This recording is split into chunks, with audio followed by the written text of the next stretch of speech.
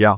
And I feel like it actually, this retire early, financial independence and everything like that can end up leading to a life that might end up being more miserable than the traditional corporate have a job, save up money, invest wisely, uh, than than people realize. Of it's stressful being your own boss. It's stressful owning and operating a company. It's a perfect intro into a real life example and an example of how I hope this can be valuable to a lot of people listening. Where I was talking to a guy, he's younger than I am. He's like 26. He's really young. And he has a really profitable land business. And oh man, I just want to outsource acquisitions. I'm like, man, if you're making what you're telling me you're making, which I think he is, my bullshit radar wasn't going off at all with this guy. And triple down on that, work your butt off and just funnel all this money into whether it's more land deals or some sort of investments.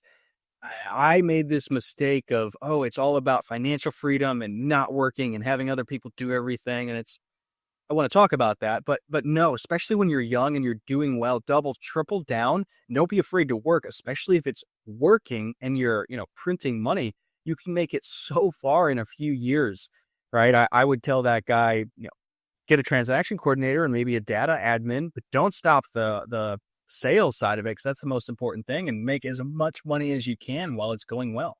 Yeah, and I think we both have a few bullet points that are related to this. Of it really kind of comes down to outsourcing everything, and not just outsourcing the most important function of the job, which is sales, which Dan and I both regret doing that too early and not outsourcing the correct stuff. So I think something that I'm personally working on related to this, it's not exactly something I've changed my mind on, but it's something I'm acting on, which is taking my own advice.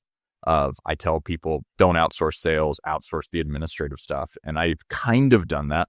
My wife does work part-time in the business and everything like that. And that's very helpful for a lot of things. And I've got a transaction coordinator now in the realtor business, which I'm, working on that. But next week I'm meeting with a full-time administrative assistant service that can do transaction coordination, can do business administration management and everything like that for not a lot of money, that I truly believe will actually make me just so much more effective and so much more organized. Because I feel like, I feel overwhelmed with how much I'm doing, and it's not the stuff that I enjoy doing, which is sales.